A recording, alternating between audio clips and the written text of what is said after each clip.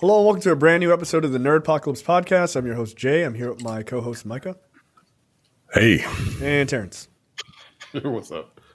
All right, guys. We are back. There is some things to talk about. A little bit of a light week, but we'll figure it out. First up, checked out. Terrence, you watched Quiet on the Set. Was there 4 episodes out right now?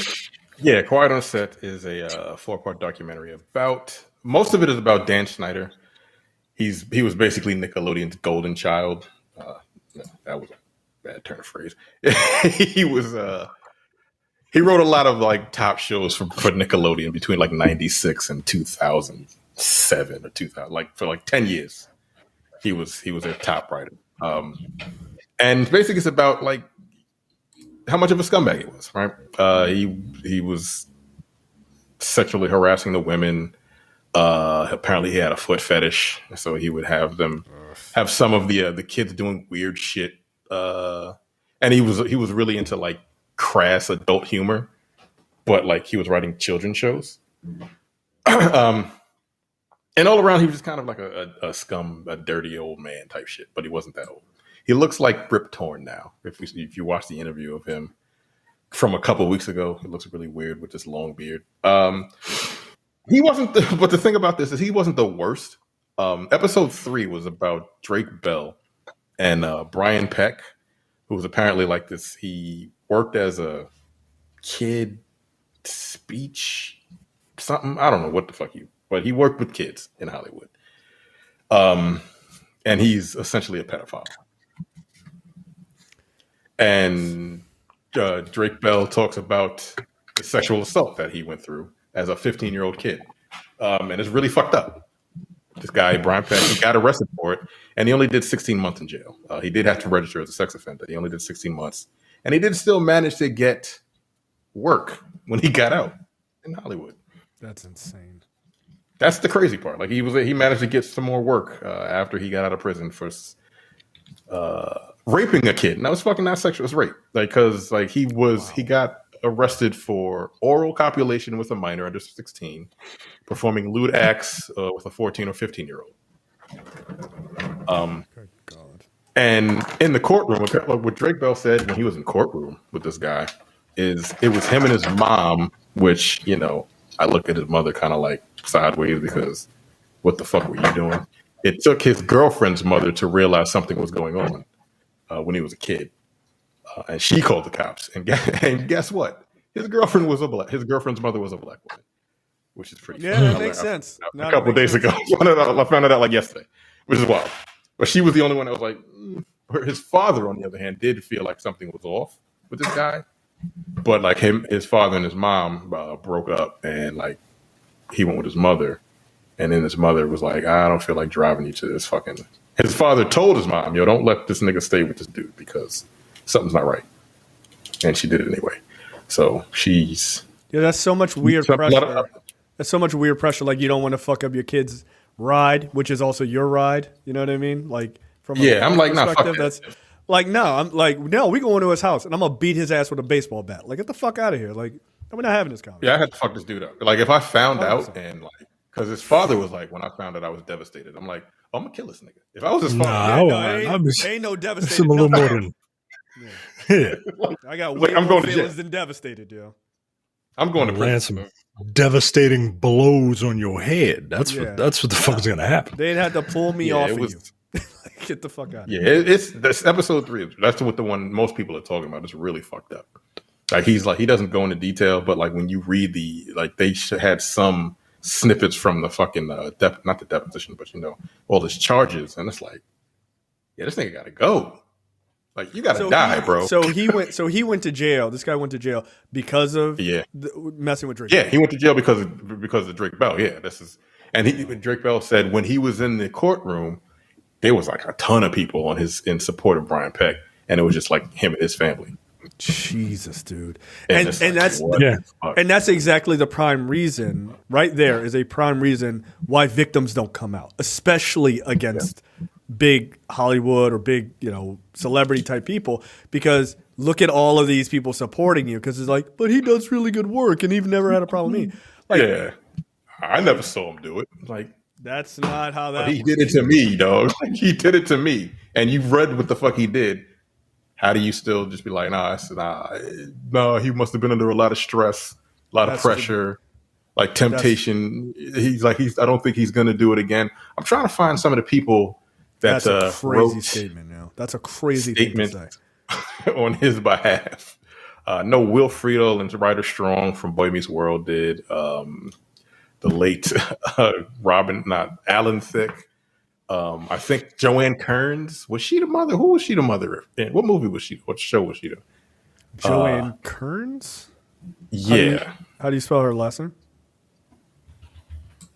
K-E. Oh, K-E-A? Kearns or something like that. Joan Kearns? Joan Kearns? I don't recognize this person. Okay. Who is she? She was the mother in Growing Pains. Yeah. So Alan Thicke and Joan Kearns, the parents in Growing Pains. He actually worked with Leonardo DiCaprio when he was a kid. And a whole bunch of like James Marsden, just a bunch of other people just wrote fucking letters in support of him because they never saw him do the shit. So, I never saw it. So it couldn't have been that bad. But like if you read the actual, like the police report of what happened. Nah, yo. Nope. You got to go. Like that nigga, I don't know why he's still alive. That's all I got. No, but like I also like or why he's able to see or talk. Right. I don't know. Like I get wanting to like believe your friend. I do. I truly understand that, right? Like and I'm not saying even specifically about this, but I understand wanting to believe your friend. Like at a gut reaction, like, nah, they wouldn't do that, right? Like that makes sense. A nigga I work with? No. Like I'm gonna immediately like distance myself. You let me know how it works out, and then we can talk later. Like, nah, yo, I'm not. We worked on a show together. I don't know you like that. Like, what the fuck? Absolutely not. And like if it was a friend of mine, like trust but verify, yo. Like, nah, I'm not running out writing a letter first. No. Yeah. And he would have kids like stay at his house. He would have parties at his house. Nope, absolutely not, yo. No. He would stay. He would have Drake stay at his house. He was gay, so that doesn't help anything. You know what I'm saying? Like as far as some other folks, right? Oh, that see how all of them see how them niggas do. Like, but yeah. And he was. This is one of the wildest things. I don't know if you guys heard this. He was pen pals with John Wayne Gacy. Oh no! You got to go to prison right now. Come on, yo! I mean, how many red flags does a parent need, man? Yeah. Like that's how bad poor people are. Like desperate poor people are, yo. Yeah. But you mad at black people? What? You mad at Mexicans for taking your job? What? You pimping your kids out for some cash? Nah, yo. This is gross, man. This is gross. It's really disgusting. Yeah. As a parent, I don't have kids. I would lose my fucking mind. No. Insane, yo. I would go insane. Like I always loved kids. I always loved kids because like they're kind of innocent. They might be bad or whatever, but they're innocent, right? They don't know any better. And I got a soft spot for kids, man. But like, so I couldn't watch this. I would not be able to watch this from what the people have been telling me about it, because I just get so mad, yo. Like don't fuck with kids, man. Yeah, don't, especially as a parent now. Oh shit. Yeah, nah, yo. I remember once I said on the podcast, I said, man, I don't know if I would ever be like mad enough to kill somebody. And Andy said, yeah, wait till that kid pops out. Wait till your first kid pops out. Mm-hmm. Yeah, I get it. Yeah, I get it. That's one of the things that comes with being a parent. Is like your ability to murder someone is way easier than it's ever been. Like it is, yo. Because if they mess with your kids, you're like, no, that makes sense. That makes total sense. Like, oh, that was step one. Now here comes step two. Like cause and effect, my man. Like I don't know what else to tell you. We could not have a rational conversation, yo. We couldn't. I'd be like, really? What happened? Are you okay right this second? I'll be right back. where does this nigga live? I'm sorry, daddy's not going to be around for a while. Like, nah, yo. No. Because it wouldn't be a conversation. Well, I'm not going to have a talk with you. We're not going to be like, well, I'm going to sue you. No, yo. You have to leave this mortal coil. And it's by my hand. Yo. Like, no. Guess what? Like, and that's not even like, oh, tough guy shit. I would just lose my mind. You know, I just would lose my fucking mind. Sorry. It'd be the two of y'all niggas on this podcast. I mean, just a block is like that nigga's gone. He murdered someone. Like, it is what it is. Sneak this nigga an iPhone in jail. You see him in a bunk bed talking about fucking Spider-Man. It's like, hey, what's up, niggas? That trailer was pretty good. I gotta go. The dinner bell's ringing. Yeah, it's like lights out. Nah. All right. Well, we got to try to get here a little bit earlier next time. I couldn't. No, imagine. I would lose my mind. I would lose my mind. I also watched that the Truth versus fucking what's his name, Alex Jones also, and he didn't kill kids, but like he spread. No, yo, that's another one. That's another one. That's another one. Like I don't recommend either one of you niggas watch. No, fuck no. Are you kidding me? Are you kidding me? Like, if I was one of those parents that he was like telling people that my kid dying was a false flag. I made it. I was an actor. Yeah. A crisis actor. I'd be like, that's cool, bro. That's cool. And I would find you in Austin, Texas, and I would break both of your fucking kneecaps on the street. I'm serious. Yo, I would fucking beat that guy within an inch of his life if he did that to me. 100%. I told you there's a 100%. There's a scene in that documentary where like the first parents that sued him, they got $50 million. But at the end of one of the trial days, they were literally standing right in front of this nigga, having a conversation with him, face to face. Nope. I'd have broke his nose. Yeah. I'd have looked at the bailiff like, yo, look, give me like 10 seconds before you decide to act, and I'm gonna beat the shit out this nigga. Like, give me some time. I'll give you some money. I got $50 million. Right. I don't need. Remember that video? Remember that video of the bouncer? And like the white guy was trying to play a prank on him. He was like, "Hey, would you be my first kiss?" He was like, "You know what? Yeah, I'm gonna love it." And he like leaned over and he fucking stiff uppercutted him right under his jaw. That would be me. I'd have tried to knock his fucking head off. And I'm like, "Look, you put me in jail for the night. Worth it, yo. 100% worth it." I swung on him immediately. Yeah, I wouldn't have been able to do it. I wouldn't have been able to handle it. They was way too cordial with this nigga because I'd have been like, "Yeah, I want to break your nose, break something on your face so you can remember me." Yeah. And then you can go on your stupid fucking TV show talking about, oh, they beat me up, Mr. Globalist or whatever the fuck. Yeah. I'd be like, I'm a globalist now. Cool. What, I gotta wear a yarmulke, whatever, like fucking ancient bullshit you believe? Yeah, that's fine, yo. I would try to hit him as hard as I could in front of as many cameras as I could. Like, yo, for real. Like, with as many cameras as I could. Right. Yeah, right. Right. I just can't imagine. Beat him with a fucking iPhone, dude. Right. Like, as a parent, I can't imagine being of rational mind when someone would do something like that. I just can't imagine it.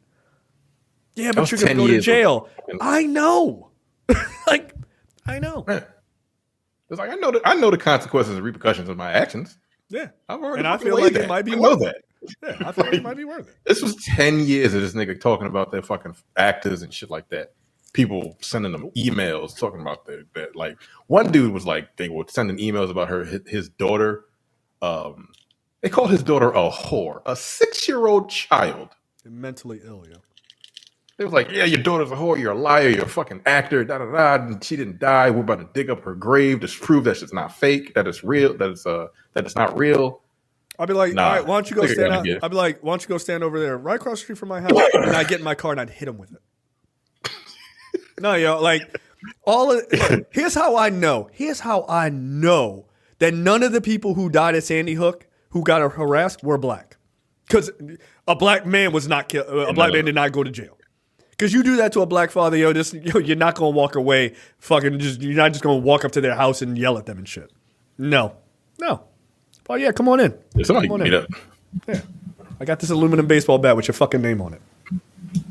You and your friends. Like, get the fuck out of here. Nah, and Dan Snyder, too. Get the fuck away from me. Get the fuck away from my kid. Yeah, he got to go. He was just like a massive pervert. He had, what's the name? Ariana Grande doing some wild shit, man. Like they had like pretending to be white. Oh no, that'd be pretty wild for her.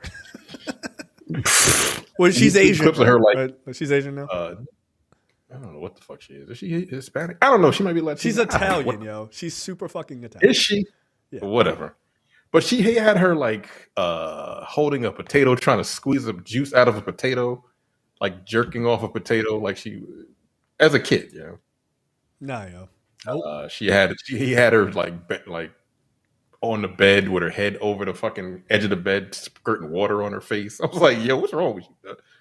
This is really weird shit, though. Like, and some people are like, it's like adult humor. It's like, no, that's pretty perverted, bro. That's weird. So like, we're not he produced a lot of fucking TV. Basically all of it from between. Like, damn near everything they did. He produced all that, Kenan and Kel, Guys Like Us, The Amanda Show, What I Like About You, Drake and Josh, Zoe 101, iCarly, Victorious, Sam and Cat, Henry Danger, Game Shakers, The Adventures of Kid Danger, Danger Force, and more iCarly. Up until 2023, by the way. Jesus Christ, man. So that motherfucker was just raking in the cash for Nickelodeon. Yeah. And by the way, he was in Head of the Class. You had pointed that out. I noticed that too. Yeah, I was like, I know this nigga. When I was watching, I'm like, I know who this fucking dude is. And he's like, oh, he's a dude from Head of the Class. I'm like, oh, yeah. I'm old. Like, God, I used to love that show. And I liked his character too. God damn it. When I first started hearing about this guy, I live in the suburbs of DC, and anyone who lives in the suburbs of DC knows who Dan Snyder is. And I was getting him confused. I was like, yo, the guy that just sold the Commanders? Yo, that motherfucker's correct. What the fuck? So I guess I'm happy to find out that it's not the same person, although Daniel Snyder is a bit of an asshole too. I was gonna say, I don't want to give up this racist ass fucking logo. Why not? Like, why hurt white people's feelings? It's part of my heritage. Like, I don't think that's true, bro. But right? What? Yeah, just making shit up. Just leave it alone, bro. All right, so there you go. All right, yeah, I'm never gonna watch that. No thanks. Yeah, no, I would get too angry. But it sounds interesting. Next up, X-Men 97, Episode 3, Fire Made Flesh. As somebody in our Discord said, I apologize, I don't remember who it was. This episode felt like an entire season worth of storytelling, which I mean, I 100% agree with. There's a lot going on, and I wonder if all of these episodes are going to be these, large swaths of these big stories, and it's just kind of like balls to the wall every episode. What'd you guys How many episodes are supposed to be in the season? 10. Wow. Yeah, there's a lot going on. I never read the comics, but so I had to look up what was going on. This is a whole comic arc, right? In 30 minutes. I was like, God damn, they did it pretty well. Like, I was fucking hooked. And like, anybody that says the animation from the original is better can't see. They're blind. No. I don't know what the fuck. No, they're losing their eyesight. You're just saying random They're shit. wilding. Yeah. This looked really good. Again, there was a lot going on. Like, it was not necessarily difficult for me to follow, but I'm like, I probably shouldn't know who these people are because I'm like, I don't know who the fuck this chick is. Like, I don't know who this woman in like BDSM bondage gear is. I don't know what the fuck is going on. Yeah, I'm enjoying it. Right, like I'm the Goblin Queen. I was like, hello. Huh? I was like, who the fuck is that? Go on. I was curious how they would. I was curious how they would get her. How they would kind of PG her outfit because her original comic outfit has underboob in it, and as good as this animation is, I don't see them doing underboob in X-Men 97. And it's man. This entire series is known for doing really good story arcs, right? Like the Dark Phoenix saga is in the original series, and it's told really, really well. It's told over 5 episodes, so they gave it a little more breathing room. but you could probably cut those down to like 3. And yeah, I'm glad that this show is still kind of hitting on all cylinders. I'm glad that we had our action episode, we had our activist episode, and we had a horror episode. Like, I'm very curious to see if these different episodes are going to have different thematic genres throughout the 10-episode run. We need a heist episode. Also kind of want them to just release 2 episodes a week, yo. Like, I'm into it, man. I'm into it. I mean, because it's only 30 minutes. Yeah, I wouldn't be mad at 2 a week. But, that only, that gives you only 5 weeks to control the zeitgeist. Got to keep your subscription. Yeah. Yeah. Versus 9 weeks. Yeah. I mean, look, I understand. Like, there's money to be made here. Yeah, I get it. Yeah, it doesn't mean you don't want something different. Like, it's understandable. Right. But yeah, I thought it was good. I liked. It gives me an idea of, because I'm also watching this from the perspective of it feels to me that they're using the show obviously as a test ground, right? And like the sort of astral plane sort of perspective in some of this is really well done and very interesting. So I'm wondering how they'll handle that in live action, right? You're not going to just have Jean be like, all the time. You got to actually show her doing shit. So stuff like this, or with Professor X and stuff like that, it'll be interesting to see how they handle it. But if it's something even remotely like this, that would be dope. Well, if this is a litmus test for where the movies could go, they need to follow something similar to this playbook, right? Like, you can't introduce, all the space shit, Lalandra and the Starjammers and all that shit. Like, you gotta really ground this.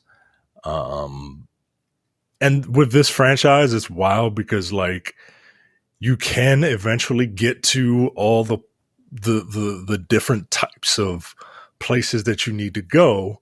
Like with the MCU's first saga, right? You had your grounded shows, you had your space show, you had your wizard show movie, you had your, and you can do that with the X-Men, just the X-Men. Yeah. You know what I mean? So yeah, this episode was really good. It was I really appreciate the like G-rated horror aspect of it. God, we got to go through this fucking bullshit ass love triangle thing again, where we have to pretend that Nicole Kidman is sexually attracted to Danny DeVito. You know what I mean? like, come on, yo. Like, what the fuck? Yo? He's very charming. Right. When you got Tom Brady right there. You know what I mean? Like, all right, yo. Whatever. But no, man, this show continues to fire on all cylinders. And now I want Danny DeVito with butter knives in his hands. Pretending to be Wolverine. That's what I want. That's not bad. Who's the guy who I can't remember his name? Who played Mario in the first Super Mario Brothers movie? Lou Albano? No, Bob Hoskins. Bob Hoskins. He was rumored for a long time they were going to do a live action. Yeah, X-Men. He was going to be Wolverine. That's not bad, Like that's actually pretty good casting. Like, I feel like he's a bit old. Like, even back then he was a bit old, but like I would have allowed that because like that dude was, I don't know, like 5'3". He was a tiny dude. But it would make more sense than, Hugh Jackman. As far as pulling it straight from the comics. Which I just learned the other day that Hugh Jackman, like in the first X-Men movie, they were really concerned about the height thing. Like they weren't, like Bryan Singer and everyone wasn't, but he was as an actor, and he was like, we're going to get crucified by the fans over this. So, like, behind the scenes, they had all of the people interacting with him. He almost never had shoes on, and they had them like standing on boxes and shit. So they all seemed taller than him. And then after the first movie, they just were like, "Who gives a fuck?" Because he was like so popular, they were just like, "Who cares?" And so then he was 6 feet tall. So it was really funny. All right, well there it is. There you go. All right, let's take that thing's 6'3". Yeah, he's tall. Hugh Jackman? Which means he's I didn't know he was he's gigantic. Which means he's gigantic in movie terms, right? Like because The Rock is 7 feet tall, I believe, right? Yeah, I mean, he's built at like 8 feet tall, 265, right? Like that's The Rock, 8 feet tall, 265. All natural muscle, like all the true things, right? I've seen The Rock wrestle Stone Cold Steve Austin. They're about the same height. Yeah, the Rock, and Steve Stone Cold is built at like 6'2". Yeah. So, yeah. Like, knock it off. Topics. Micah, take it away. Welcome to the Poohverse.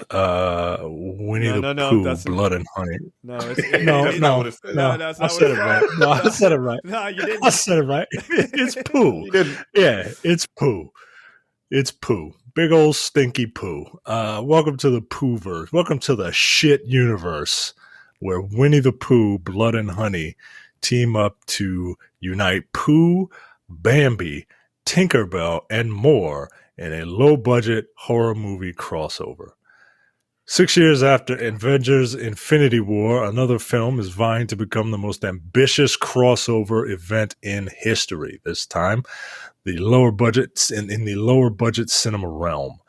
The makers behind Winnie the Pooh, Blood and Honey, the micro-budget slasher that sparked headlines for turning Winnie the Pooh into a serial killer, made an incredible $5.2 million after costing only $50,000 to make. Wow! They have unveiled the Poohverse. Monsters Assemble, bringing together. I'm saying it correct. Yeah. I'm saying it correct. There's a letter. It's Pooh. It's Pooh. It's Pooh. The Doodooiverse is bringing together Pooh and various other beloved children's characters gone bad. Nah, yo, this is not. These are shenanigans, yo. These are shenanigans, and I do not abide these shenanigans.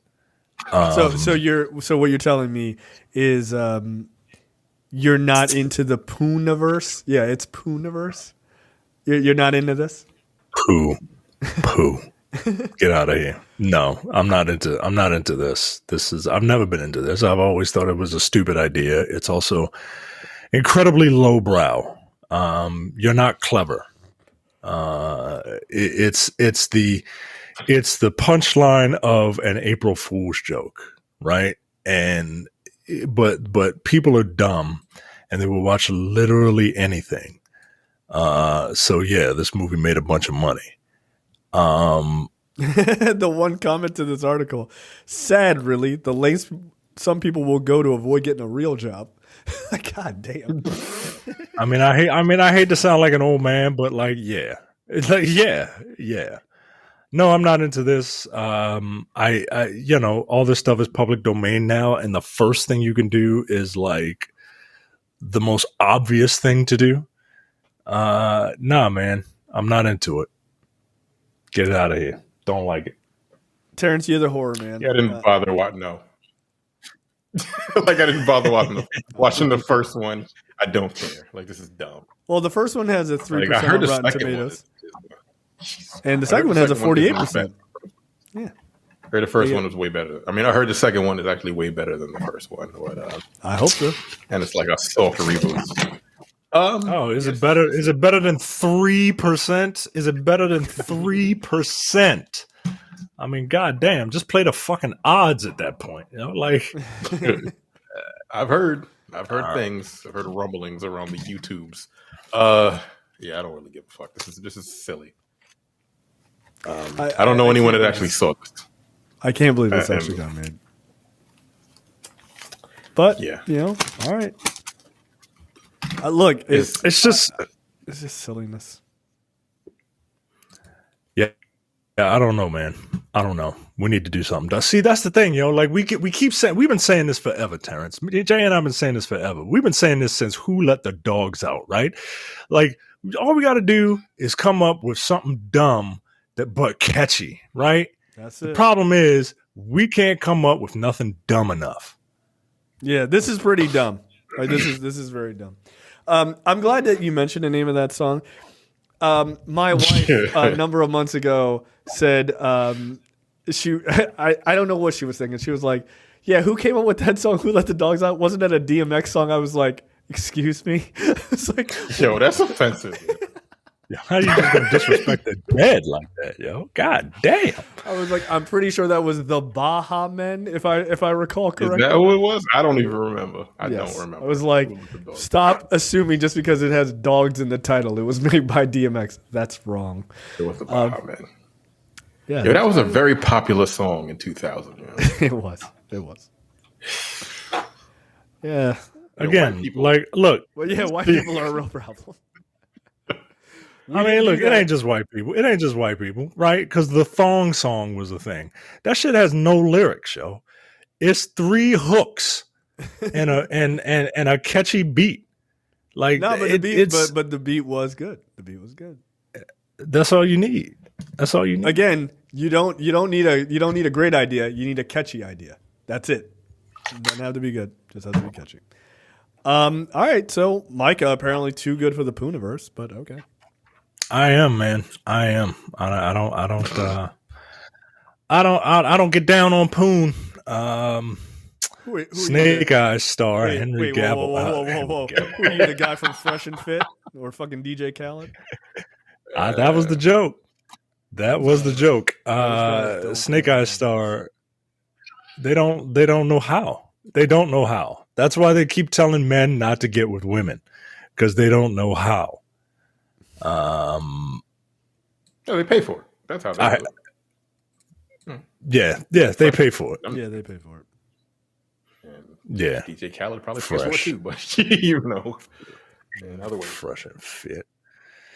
Look, Fresh and Fit, like both of those terms, to me, could fit the tall one. Like the ugly one is not. Is he fresh? He's fresh. Is he fresh? He's fresh. Okay. Yeah, because the other guy is exactly. Terrence.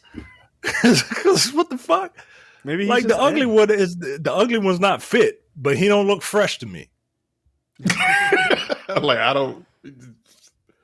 That's a wild name. Yeah, he's the dumb one. Like he is. He's just the dumb one. They're both dumb, but he's the dumber one. He doesn't say anything. Yeah, because he's dumb. Yeah, I've never heard him speak. It's always the tall one. Yeah, the guy who wrote the book "Women Deserve Less." That's funny. That's a wild book. Yeah, that's a wild book. Insanely ridiculous name for a book, but it's kind of. I'm sorry, it is, and that's why that guy's going to die alone. Good. All right, next up. Snake Eyes star Henry Golding says Paramount has grand plans for the G.I. Joe franchise. So he starred as Snake Eyes in G.I. Joe Snake Eyes, and nobody liked that movie. It's really Did either one of you see that movie? It's $20 million. I forgot it existed. No. I didn't remember it existed until like about a week ago. Someone mentioned it. I was like, oh shit, that was a movie. That's right. It's really boring. Like it's a boring. Oh, you saw it? Yeah, I saw it. Like it's a boring ass movie. I'm like, it's supposed to be about ninjas. How? It's really boring. It's not interesting at all. So Henry Golding was speaking with comicbook.com, and he shared an update on where he believes things stand with the franchise after that post-credits scene and its recent critical and commercial struggles. What was the post-credits scene? Do you remember? I think he's talking. Is he talking about the one from? Fuck no, not from this movie, but maybe he's talking about from the Transformers. Well, yeah, that's got to be it. Yeah. He's quoted as saying, Lorenzo di Bonaventura, it's a hell of a name, is a busy man and a phenomenal producer, and it's in safe hands. Whatever happens, I think it's going to be a combination of what has come and what is to come. I think Paramount have some grand plans. So he don't know shit. I don't look at things like a universe. I look at them as a story, and the Joes will be part of a story. I also think the term crossover means different things to different people. No, it doesn't. I don't know how you can think that. For me, the Joes, whoever they are entering the world of Transformers, not combining the two worlds. This is what D. Bonaventura says about the plans. Basically, nobody knows anything. So I guess it's time to speculate. Sure. Look, I think you could do a really good G.I. Joe movie. I think it can fall somewhere in between, really bad. And it doesn't have to be an epic war picture, right? Like, you got characters named Duke and Roadblock, right? Like, that's not. They fight ninjas and gimmicked terrorists, right? Like, they're not, But at the same time, like, it doesn't have to be like goofy. Like, I hate to keep harping on like those older Marvel movies, but a G.I. Joe movie in the vein of Winter Soldier feels perfect to me. Yeah. And I don't see why that's a problem. The problem is that, the Joes are silly. And I think people's nostalgia has kind of warped their sense of what they are. But no, just take it seriously enough with a couple of lighthearted elements to it. I remember there was this one G.I. Joe anime that I watched. It was only an hour, and it was basically like Snake Eyes fighting Storm Shadow, right? Yeah, with like the rest of the Joes. That was pretty dope, I mean, I dug it. It took itself seriously, but as seriously as you can take a black ninja fighting a white ninja. Right. You know what I mean? He stabbed Snake Eyes through the hand. Like, this is like, right. Okay. Like, this is what we're doing. All right. Yeah. Don't make these G.I. Joe movies too silly with like robot armor and Marlon Wayans. And, that first movie was just take it a little more seriously. Oh, really? Was the Marlon Wayans movie, was that not good? That's weird. What a weird... What a weird turn. He was good in the Go ahead. Requiem for a Dream. Okay, wow. All right. That's a wild choice, but yeah, I mean he was, but okay, Jesus Christ. It's like a Darren Aronofsky. I'm just saying. Yeah, he was good in that. All right. He can be good when he wants to. Name 3 bands. Name 3 movies. He wasn't good in season 1, episode 9 of Fresh Prince of Bel-Air. Okay, all right. Oh shit! But I agree with you. I think that the idea of G.I. Joe works, but I also think you got to keep the cast relatively low, right? And what I mean by that is name recognition wise. The Rock is too big of a name to play. Who he play? Roadblock, right? Like Roadblock, right? That's too big, because all of the attention gets drawn to him, right? Because I believe that's the one where they killed off Channing Tatum. Willis was in there too, wasn't he? Yes, he was. Yeah, I think he was supposed to be Flint or Hawk. I think, or Hawk. I don't know any. I don't know any of it. I don't know G.I. Joe like that, honestly. Yeah, I mean, I watched a lot of G.I. Joe as a kid, and it's very, very silly, but. I think what you have to do is like make the ninjas cool. Like that's should be the easiest part. Make the ninjas cool.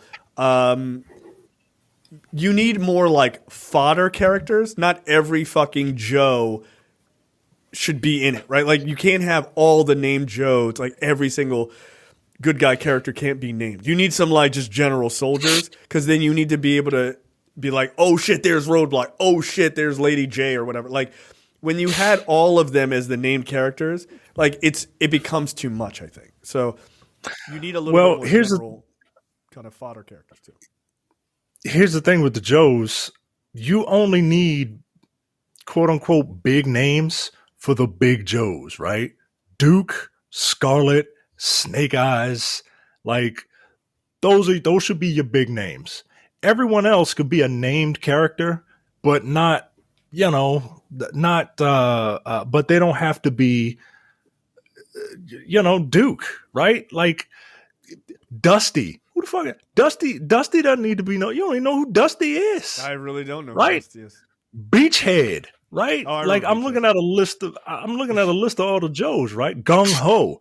Yo, just get a dude with some guns, yo. Just get a random soap star and have him be gung ho. And then you do the same on the Cobra side, right? You get a big name for Destro, you get a big name for Baroness, you get a big name for Cobra Commander, you get a big name for Zartan, right? That's it. And then once you establish that you have a good jumping off point, then you can get bigger names for other Joes and bigger names for other Cobras. Like, you know what I mean? Crazy Legs? What about Crazy Legs? Have we talked about him? I mean, fucking Ricondo. Like that dude was like Jesse Ventura, yo, and Stalker, and like. Now you just saying random words. No, these are real characters, Joe. No, these are real. These are Joes. These are Joes. Cutter, Clutch, Flint, Alpine. These are Joes. Yeah. There's Dusty. All right. Airborne, Bazooka, Doc. Right. Dial tone. Dial Tone. That's right. Classic character, Dial Tone. Everyone knows him. He was awesome. No one knows who that is. Grand Slam, the guy from Denny's. Yeah, it's ridiculous. Cross country, I guess, just a guy who runs. Barbecue. Cool. Yeah. Guess what he does? Guess what barbecue does? Yeah. Hey, there's a guy named Quick Kick. You want to guess the race?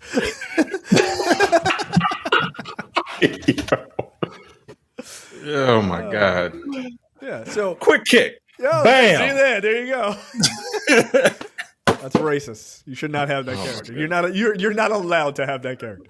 It feels like cultural appropriation. Yeah, look, I think you have to just keep it. I think you're right. I think you maybe you have those guys in the background type of thing. And look, make it globe hopping and like, okay, there's a guy named Alpine. Have a scene in some snowy area, and it's like, all right, we called in one of our Joes who's familiar with this area, and that guy's just there, right? He's in the classic outfit or whatever, but you don't have to be like, my name's Alpine, played by a character or like an actor we give a fuck about. Like, you just don't need that, right? Play up, like you said, play up the they're essentially a militarized version of the UN, right?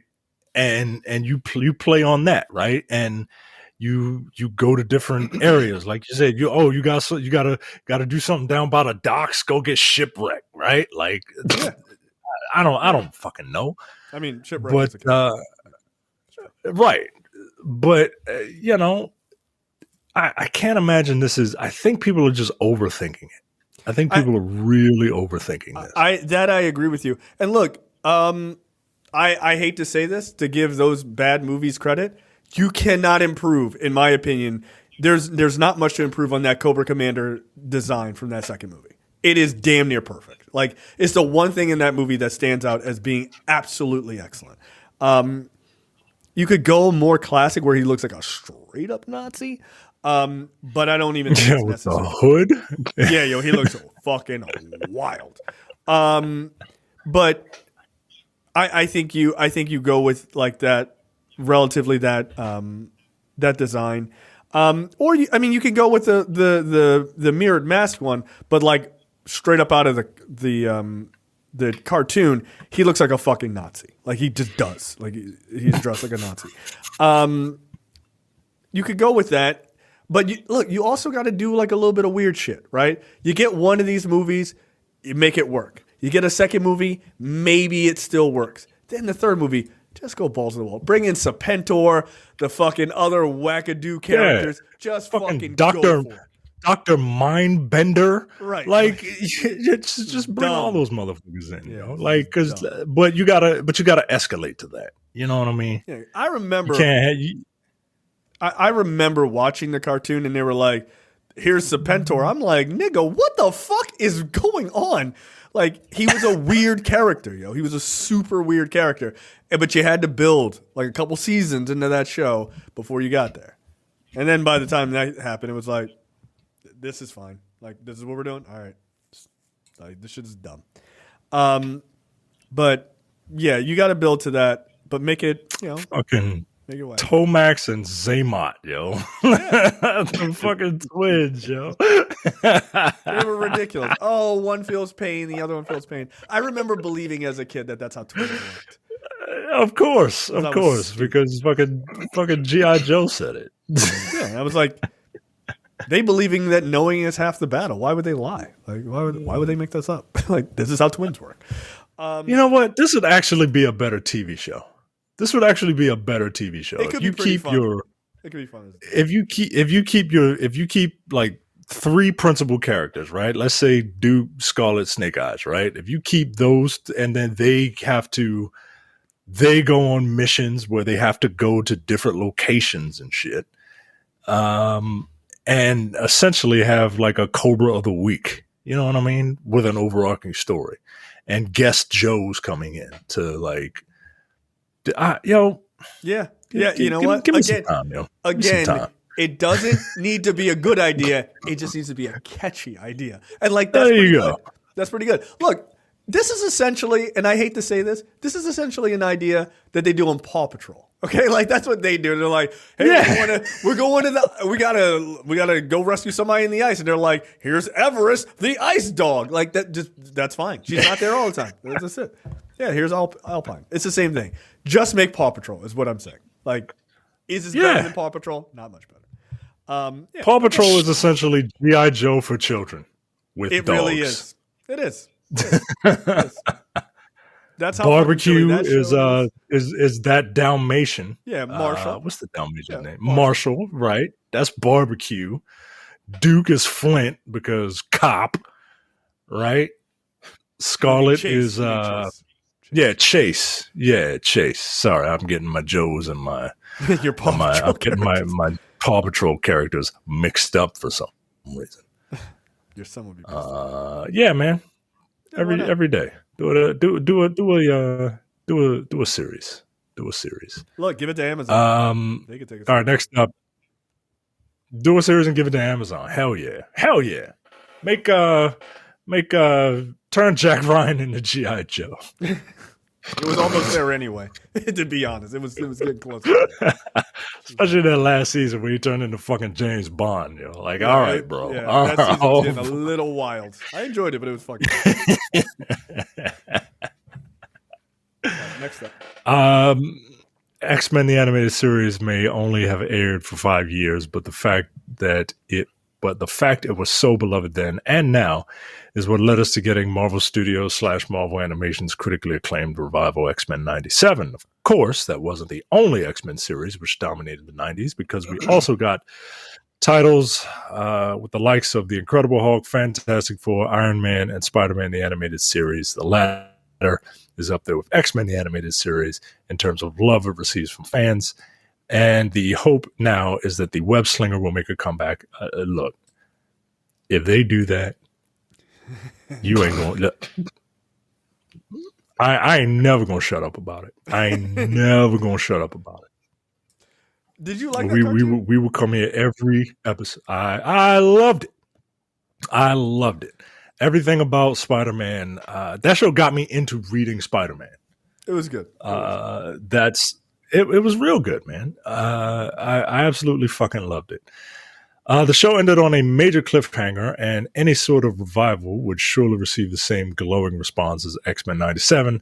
However, Marvel Studios' plans may have even grander ambitions than that.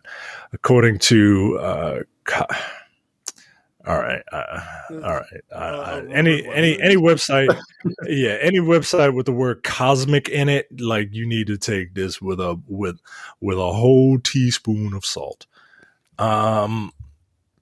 There have been discussions about exploring a Marvel 90s animated universe, which would most likely be explored through X-Men 97 at this time. The potential for more projects to be developed within the universe, the most likely candidate being a sequel series to Spider-Man the Animated Series, but this is still in very early development as an idea being tossed around. So again, this is not anything.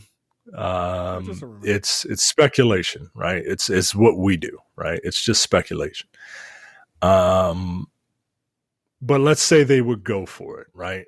Because they kind of did it 30 years ago, right? Like, there were guest characters in Spider-Man, there were guest characters in X-Men. Yeah, we could do this. We can do this. We can do this. This shows that you could tell stories. Yes, we the collective fandom. We harness all our fandom in a spirit ball and just throw it on Disney Plus, right? And say, give us our I have the knife, please. Give us Spider-Man the Animated Series 97 or whatever. Well, I can't remember when that show ended, but yeah, look, if this happens for Spider-Man,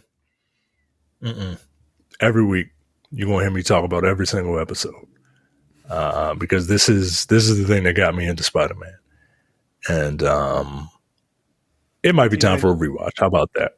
1994, I believe. Well, they got rid of the nigga that fucking wrote these episodes of fucking X-Men. No, but you need a person who, okay, this ran from 94 to 98. So Spider-Man 98, I guess. 94 to 98 sounds like Spider-Man 99 to me. And hell yeah, the turn of the millennium, Spider-Man, when things just started to get all weird and creepy, and not creepy, but like angsty. Yeah. The series like finale Underworld was popular. Oh. Hell yeah. Wait, what? Yeah. Give me some of that shit. When did Underworld come on? You should know. You got the. That's like it came out in like 2000s. The early. That's like 2001 or 2002 or something like that. Yeah, because The Matrix is like 99, I think. The Matrix is 99. 2003. It was Matrix was 1990. All right, 2003. Yeah, all right. Well, guess what? 4 seasons in. Yeah, the series finale was the first to introduce the Spider-Verse storyline. Oh. See, I never made it to the end of the show. And I did, but don't ask me to quote it. Yeah, I might have tapped out. When, I just knew. Go ahead. I just knew Madam Web was a bitch back then, and she's a bitch now. But she was played by Stan Lee's wife, which was pretty cool. But everyone's seen that clip of Peter Parker just screaming at fucking Madam Web for fucking with him, because that's all she did, man. She would just fuck with him and give non-answers and shit. But I need you to do this, or do I? Like, what the fuck, lady? Like, yes or no? Yes or no? Yeah, and that time everybody remembers when Spider-Man revealed his secret identity to that child that he knew was going to fucking die. Yeah, that was fucked up. I won't tell anybody. I know. Like, oh, no, you won't. That was one of the most, like, I don't think I ever saw that episode.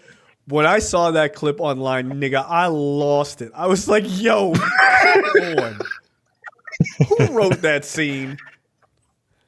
Like, I won't tell anybody. And look, for all you people who were like born in the late 80s and had your formative years in the 90s, I mean, if they do this, who's to say you can't just bring in a Miles into this hypothetical Spider-Man 99, 2000s, right? And then that kid can represent your childhood, right? I mean, if you're talking about the series finale introducing the Spider-Verse, just say that part of the, he eventually goes into another universe where Miles exists. Like, it's, I don't know, it's not that difficult to do.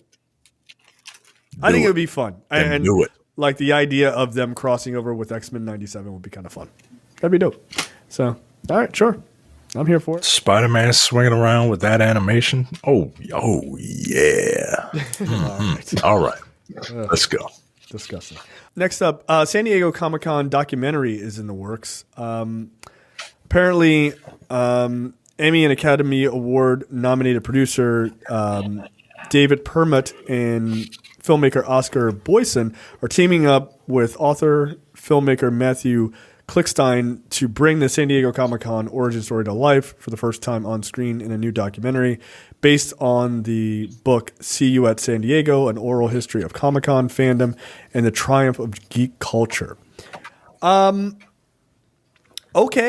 I feel like San Diego Comic-Con has really seemingly gone downhill over the last couple of years, so maybe this will sort of spare it back into its former glory. I think it got a little too big for its own britches, but okay.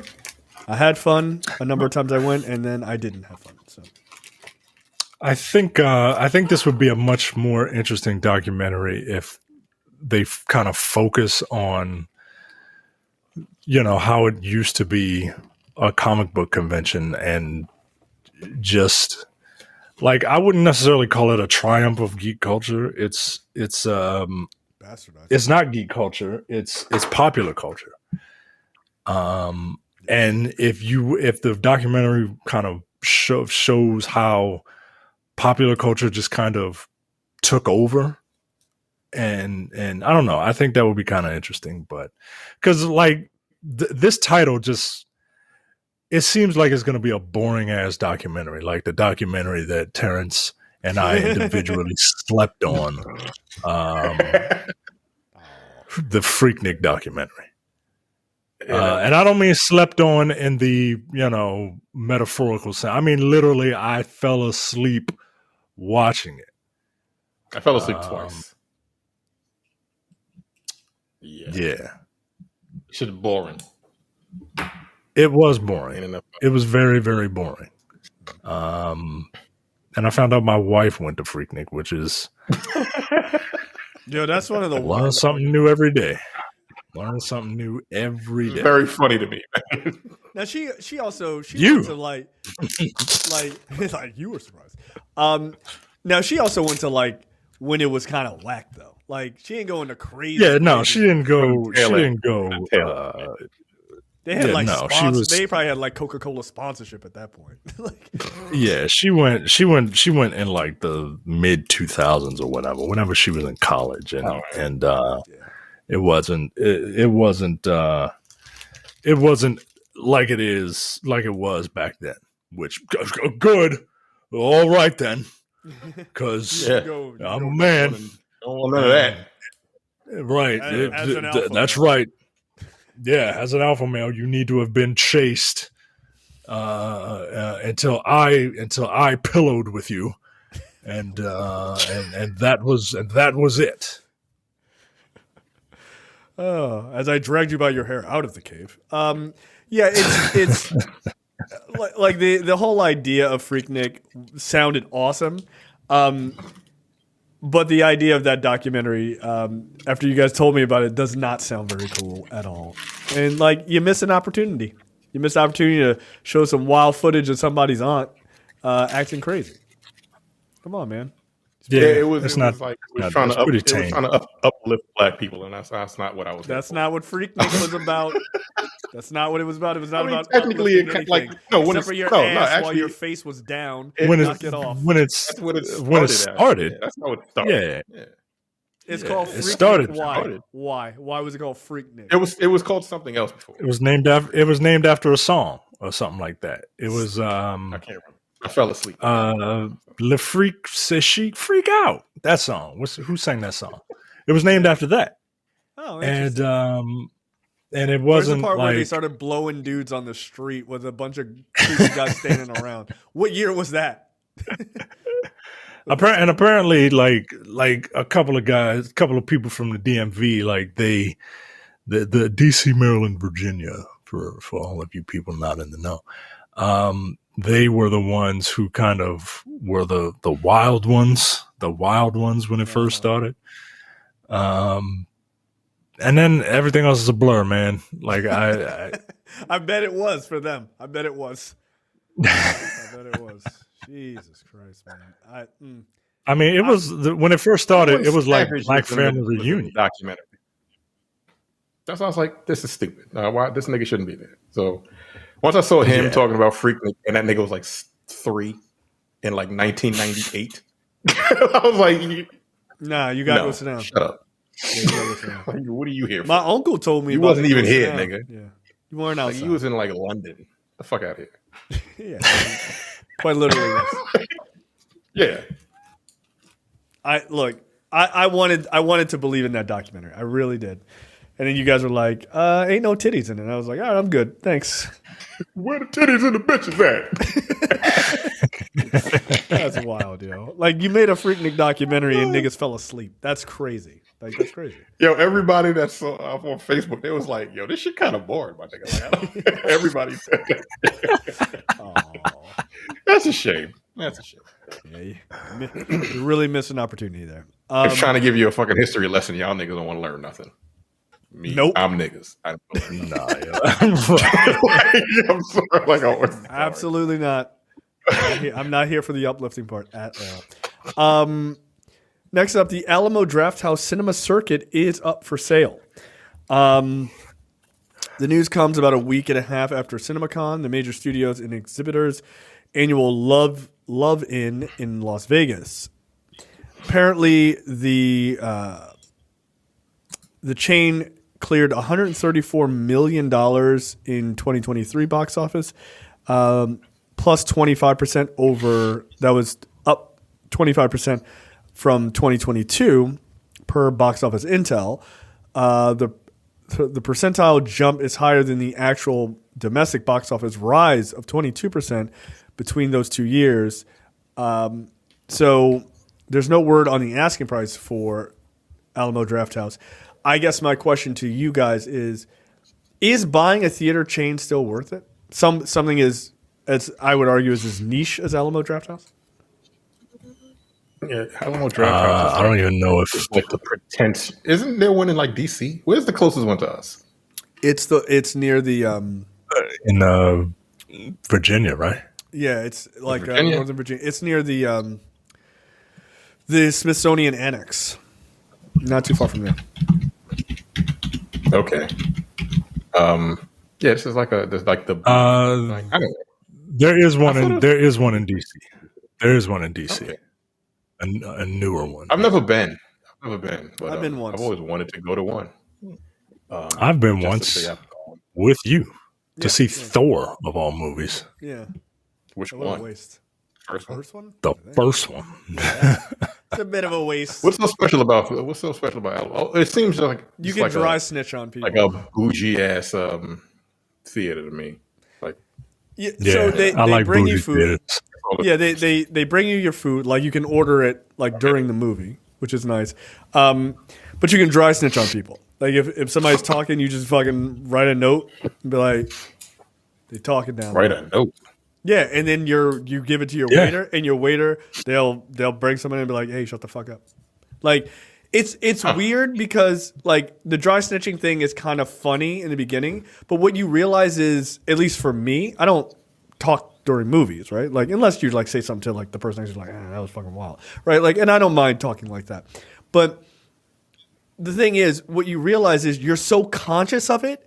At least for me, I was so conscious of it. I'm like, you kind of don't want to laugh out loud at parts and stuff like that. It kind of, in a way, kind of hurts the movie-going experience, I think, for certain movies.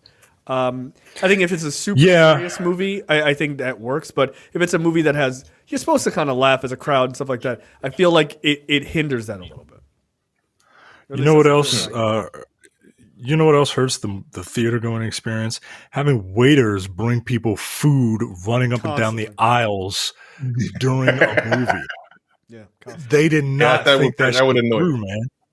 Yeah, that is fucking annoying. Right. Now, it's like tiered seating, right? Like heavily tiered seating. So the waiter's walking, they're not necessarily walking in your field of view, but you see people. Like, it's just like constant. You're like, oh. Right. It's just distracting. It's just really distracting.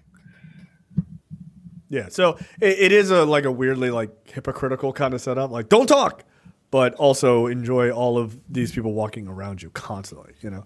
And then they have to pay. They pay towards the end of the movie. So you got these people running around with their little readers or whatever, and I guess they need a light or whatever, and it's super fucking distracting, especially when someone has a discrepancy with their fucking bill, because then you have to talk about it, and they don't get up from the seat to talk about it. They talk right there. Having people bring you food in theaters is fucking dumb. So you don't like just get up and go get something.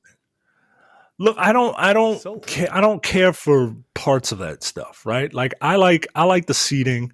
I like I like the atmosphere, right? Like if you drink, you can like I don't know get hammered or whatever you people do, but I don't need people bringing food. Please to never. you. Don't say that term again. It's ridiculous. Sloshed, is that a term? Sloshed, getting sloshed. Sure. Getting white boy wasted, is that a term? No, it's a white girl wasted. It's white girl wasted.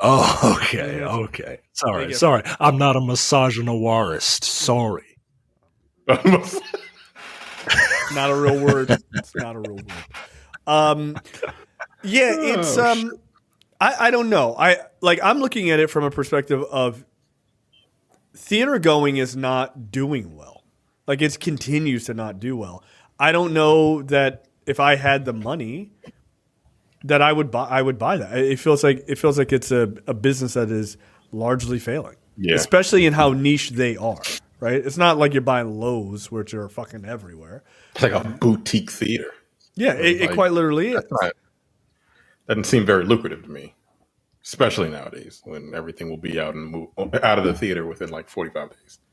Right, and Alamo Drafthouse, like one of their big sort of signature things is they'll have revivals and special screenings of older movies and fun, a trilogy of, I don't know, like Nolan's trilogy or Jaws and like stuff like that. I think they used to have like the Butt Numathon and shit like that. Yeah, but that's not at every. Had books back in the day, right? What's his name? Harry Knowles. Still one of the funniest things I've ever heard in my entire life. But anyway, that's what they used to have. That Alamo Drafthouse, correct? Right, but that's his thing. It's not at all Alamo Drafthouse. Right. So these events are few and far between.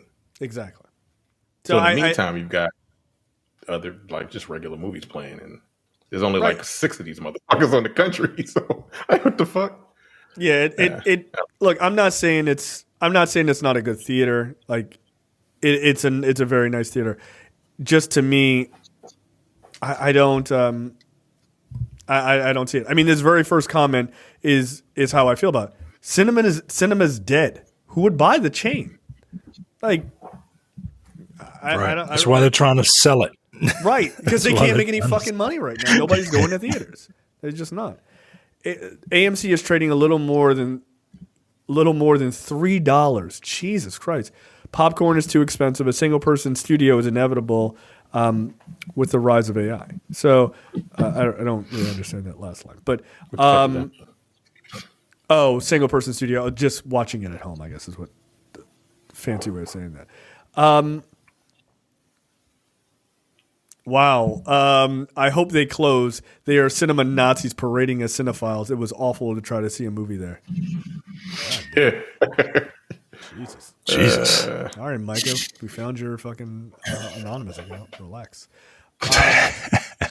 So, yeah, I think there's a very likely chance that kind of just goes under. I can't imagine anybody is buying this.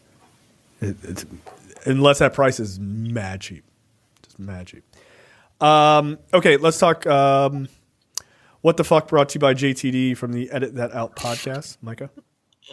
Terrence, I don't know if you should click this. A graphic content warning. Some readers may find the images in this article distressing. A former personal trainer had a terrifying brush with death after hundreds of venomous spiders infested his home. Ian Savage, a 60-year-old, had to have chunks of his hand cut out to save his life from a bite inflicted by either a false widow or a false wolf spider. Nope. Wow. Nope. Well, nope. okay. I have no idea what it's going to be. It quickly sent him into a 3-day coma, during which he developed sepsis so severe doctors feared it could be fatal. Ivan said, I had sat down on the chair and felt a pinprick on my elbow. I looked at my arm and I saw the thing just running up my arm. As I stood up, the large spider was on my arm with his legs fully extended. It was about the size of a penny piece. It scurried up my forearm to my hand while looking up at me. It stuck its fangs into me like, ha ha, fuck you.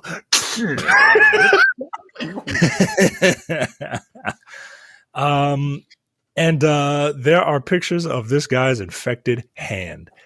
Holy shit. And that was a penny-sized spider that did that, man.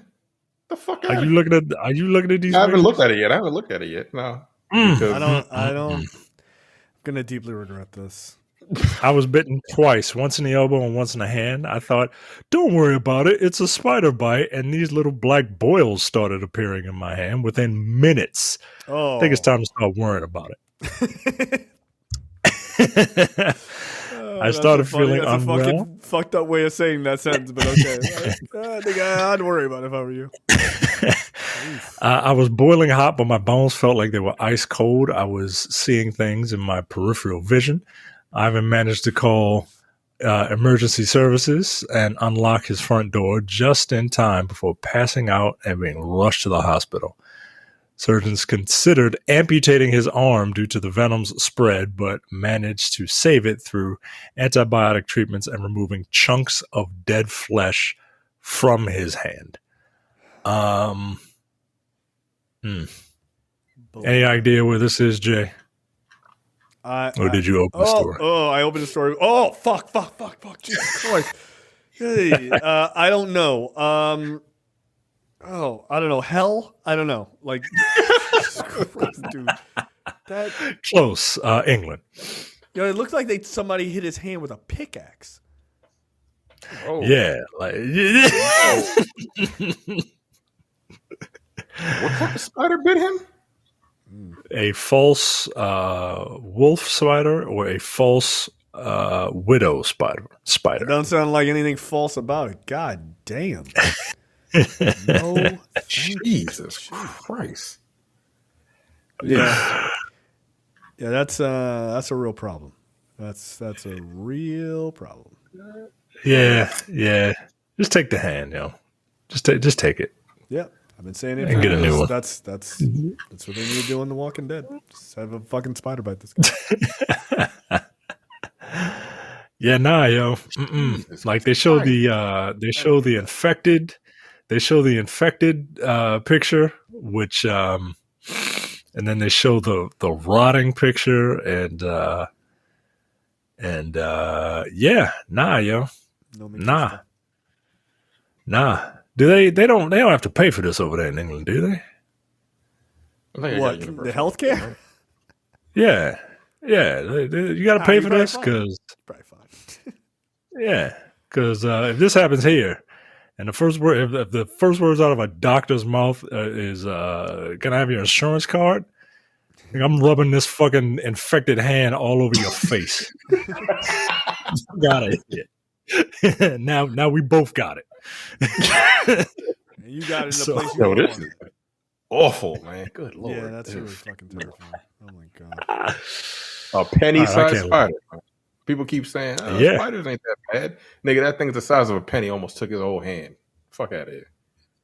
And laughed at him and looked him dead in the fucking face too. Like, hey, the fuck you gonna do? Like, what the fuck? This is like that Marvel comic series that had like the everyone had their powers, but they were all twisted, right? Like Johnny Blaze had a flaming head, but like it wasn't magic. Like his head was just on fire and shit. And Spider-Man was the cause of the like infection, like the plague, because he was bitten by a spider and the shit fucked him up. Wasn't that like this guy? It's like Marvel Ruins or some shit. It's called Ruins. Yeah, I was gonna say because it's done in the same similar art style as Marvel's. But yeah, it's a twisted version of it. Yeah. Ruins is fucked up. Okay. All right, Terrence, you're up. I don't even want to do my story. This is disgusting. This is fucking awful. Some about filleted penises or some shit. Shocked doctor discovers 30-year-old buildup of smegma under the foreskin of a married man. Who was who was suffering agonizing pain in his penis. I'm confused. Yeah, I am too. Did they use the term smegma as a medical term? Because that's weird. Is it? I thought it was called smegma.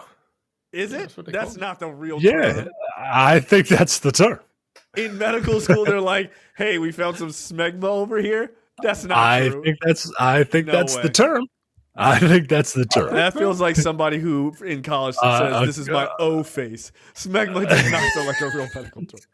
According to WebMD, smegma is the thick, white, cheesy substance that collects under the foreskin. I Googled it, and then Wikipedia, I get a white dick. God damn it. Like, I didn't ask for that.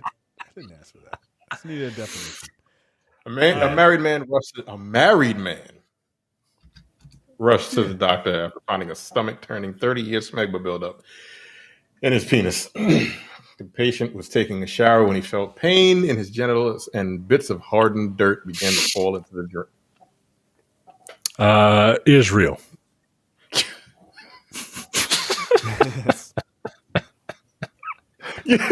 Thanks, Candace Owens. Relax.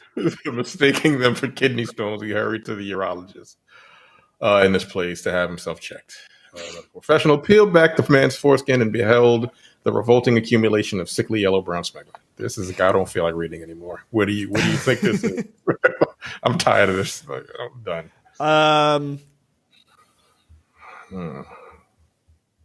Ew, was that it in the jar?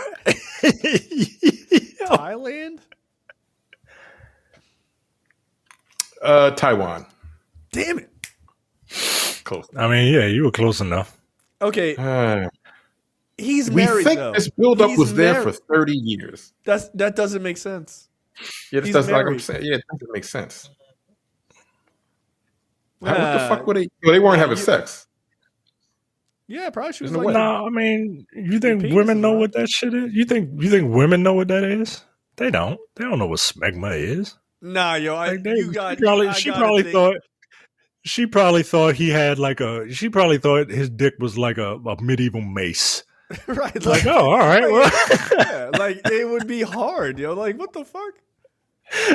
She was like, oh, it's ribbed for my pleasure. Okay, rock it. Yeah, exactly.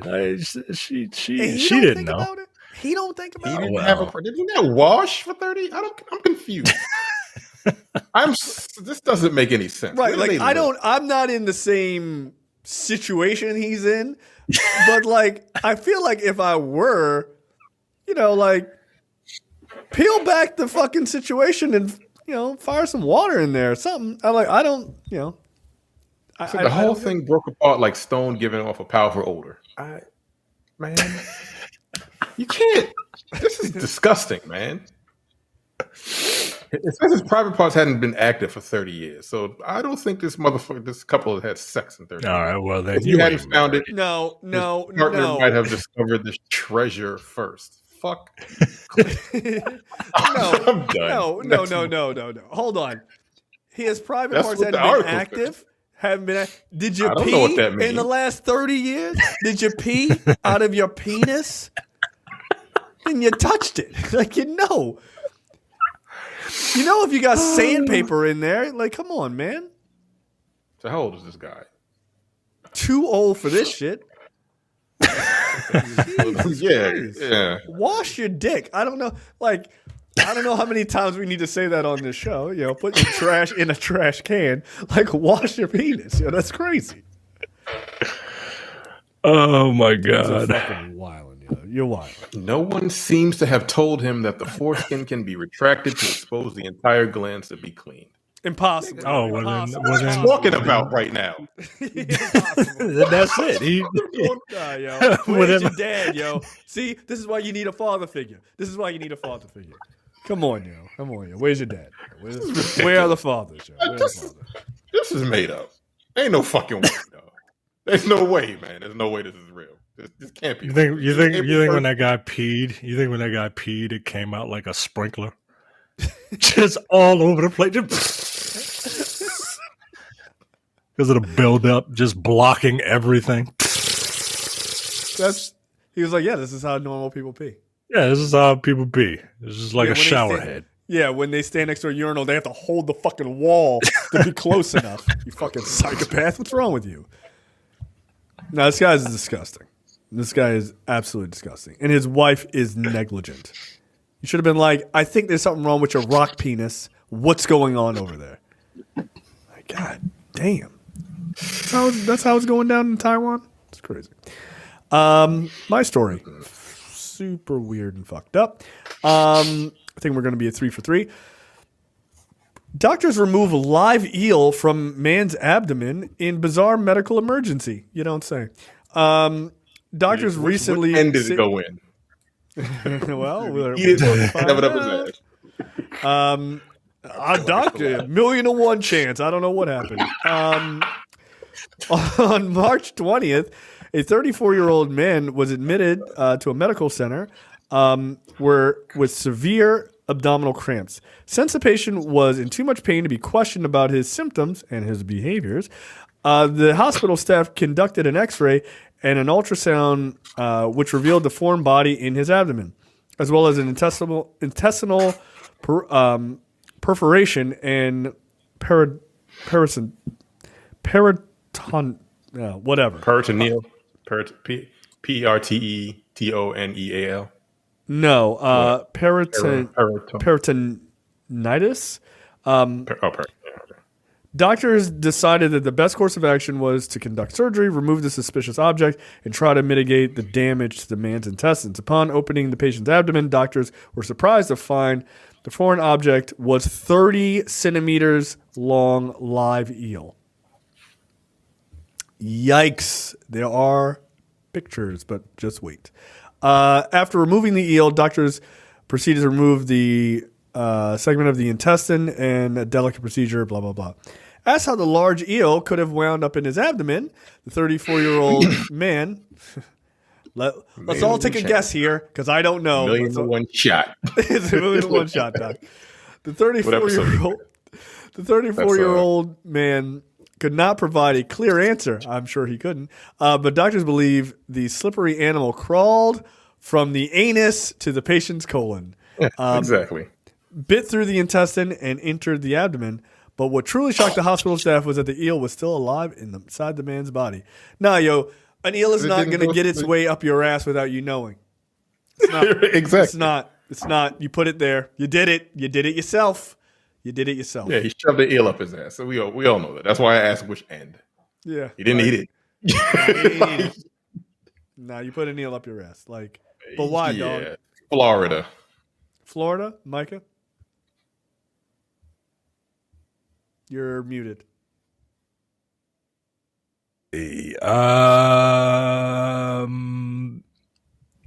India. That's racist. Vietnam. Oh, so okay. Well, that's not a foot, right? Yeah, he shoved an eel up his ass. Yeah, you can look at the image. God damn. Yeah, 11.8 inches. It's a big ass eel, man. and it's long up and it's thick, like it's a thick eel. So that's what he's into. No, you put an eel up your ass, bro, like you did. Like good what episode of Seinfeld was that? That was Is it the Fusilli Jerry? Fusilli Jerry, yeah. when he said it. When what's his name? Sat on it. Frank on corkscrew pasta. Your eyes. Why didn't you make a pasta statue of me, Kramer? Oh, George, I can make one. Maybe I'll make it out of ravioli. Yeah, go fuck yourself. Man. So yeah, that's super fucked up. Niggas be having some wild kinks, man. Good Lord. Yo, just buy a dildo, dude. I think they have foot-long dildos. Yeah, just go buy one of those. Or here's a wild choice, man. Talk to a woman, yo. Just talk to somebody or a guy, whatever you're into. Just talk to them, yo. Just go out and talk to them. Stop shoving literally live animals into your butt. That's weird. That's weird. All right, trailers this week. Unfrosted. This is the Jerry Seinfeld directed movie about the race to make the Pop-Tart. Yeah, this looks silly, and Jerry Seinfeld loves cereal, so this all makes sense. Yeah, said he wrote it during COVID. What did you guys think? From a Pop-Tart joke. Yeah, from a Pop-Tart joke that he has that he does in his act. So yeah, I'm here for it. It looks stupid. Yeah. It looks silly as shit and funny, and there's like 1,000 cameos in it, so I'll check it out. Yep. This seems like the perfect Netflix movie, right? Like, yeah, it does. It's a story that might be interesting, and it's got a bunch of people in it that I like, and that one woman. I can't remember. I can't remember her name. Yeah, Amy Schumer. Yeah, it's got a bunch of people I like and Amy Schumer. I don't know. What part was she in? Exactly. Yeah, she's in there. There's your brain protecting. She's the. I think she works for Post. Oh. Okay. Well, look. If you are, we might not be selling this movie to you, but if what I'm about to tell you doesn't sell you on this movie, nothing will. Bill Burr as JFK. Okay, there you go. I'm gonna watch it just for that. I'm gonna watch it just for that. Yeah, but this looks silly. I mean, it's got a lot of. I mean, Jim Gaffigan is in it. Here, hold on, because they drop like all of the names at the end. Yeah, you've got Jerry Seinfeld, Melissa McCarthy, Jim Gaffigan, Christian Slater, Dan Levy, Bill Burr, Peter Dinklage, James Marsden, Bobby Moynihan, Kyle Mooney. I'm just trying to name the big names. Cedric the Entertainer, Fred Armisen, John Hamm. Yeah, like there's a shit ton of people in this movie. Hugh Grant? Yeah, Hugh Grant is in it. He's playing Tony the Tiger. Yeah, that's hilarious. Are you watching The Regime yet? I have not started that. No. All right. Yeah, I will try to before next week. All right, here's a trailer. I've not seen this. This is the trailer for the rebooted or new thing for Good Times. This is done by Seth MacFarlane. I believe he's at least a producer on this. So is Norman Lear. But Norman Lear is dead, so he doesn't have to hear any of this criticism. So good for him. All right, so here we go. I've not seen this. I have important news. Let me guess. The state called and they want to cut you a disability check for your face. Hold up. You can get paid for that? This is from a fool who stares at his orange juice every morning. It says concentrate on the box. Who the dummy now? Is this to make fun of black people? Because it feels like it is. Like this feels like white people making fun of black people. Okay, let us continue. Me for not wearing a condom. Shadows fall over my heart. It all started with my grandfather, James Evans. My job as the man of this house is to take care of this family no matter what. I just want to let you know I'm going to take good care of Gray. Gray, who is this I'm about to kill? Juan, my boyfriend. Daddy, let him go. Baby, you should come with me. Okay, Steph Curry is all right. Mm-hmm. But the light skin. Repeating the 10th grade for the third time. Is there anything you can suggest to help him get to the drive-thru? Can you do OnlyFans? Take off your shoes. Let me see what kind of feet you working with. I'll take you to the dark side. Dear Black Heavenly Father, College Redeemer, if you could just help us. Son, it's for you. New phone. Who this? I'm not enjoying this so far. I'm really not. At least they ain't got that drug dealing baby under my roof no more.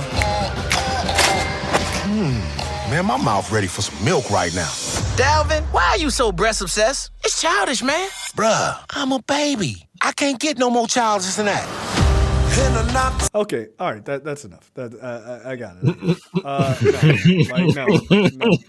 No. I feel like I can feel my ancestors getting fucking angry with me. No, I'm not watching that. That shit looks fucking ridiculous. Good Times, while a comedy and drama of sorts, but mostly a comedy.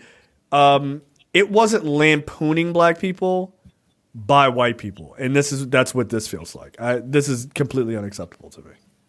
Like the showrunner, I think, is a black woman. I would hope so. I would hope. I don't like any of that. Look, the reason Good Times was good is because it was a story about an American family, but and the not adventures, but the things that happened in their lives. And oh yeah, by the way, like it was the same reason that Married with Children was popular. It met people where they were. It was a lower class family, and people saw themselves in that family, and they had highs and they had lows. And look, maybe this will be that, but this is just dumb. This is just silly and stupid, right? Like there's a baby selling drugs, dude, with a gold chain pacifier. Like this is nonsense. This is nonsense. Like stuff like that. Like John Amos left Good Times because Jimmy Walker was getting too popular, and he was like, I don't want this to be the fucking cooning hour. Right? I don't want this show to turn into buffoonery. And that's what this animated show looks like. It looks like buffoonery. Now, look, maybe they'll have a message or whatever. Maybe, in the trailer, they're like, oh, they bring all the guns to our community and all that, right? Like, okay, but nah, this ain't it. This is not it. And I know people say you're not supposed to judge a book by its cover. To that I say, that's why books have covers. So nah, man, this ain't it. This is not it, yo. It's not even the subject matter, right? Because of course, like people live in the hood, shit like that. The problem is like from this trailer, the writing seems like it's fucking terrible. The animation is okay. They're picking a style and they're going with the style. Whatever. I don't like the animation style at all. But I'm not a big fan of it, but I don't have a problem with the animation style that they chose. Again, it's the subject matter. All right, fine. Like the writing is really just lowbrow humor. It doesn't seem funny. Like the baby selling drugs is a fucking joke that fucking Dave Chappelle did 25 years ago. Right.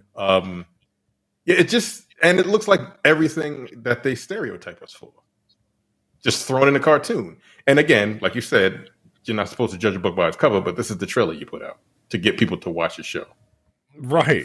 This ain't even a cover. It's an excerpt from the book. And this shit is just the reaction from basically all niggas online are like, yo, this is terrible. Look, I think collectively we're like, yo, this is awful. Look at the comments under this fucking video, like on Reddit, I just Googled it, and it was like, here it is on Reddit when it got first introduced. Even white people are like, this shit looks terrible. Like, what the fuck is going on? No, no, I'm good. This seems look again. I don't get offended very easily, and I say, hey, this is offensive, just as a joke. Now, this looks literally offensive. It feels like white people. It feels like white people making fun of black people. And it doesn't help that Seth MacFarlane is fucking. He's also an executive producer on this too. I'm like, black people have issues with him because of Family Guy jokes he does, but he jokes on everybody in Family Guy. But nah, man. Or the fact that this ain't it. Or the fact that he does the Cleveland show. Isn't the dad in the Cleveland show played by a white man? I mean, he was. I'm not really pissed at that because like black people play white roles in anime in voice all the time. Yeah, I know. I you just need to spread it out some more. You need to spread it out more. Right. I hear you on that.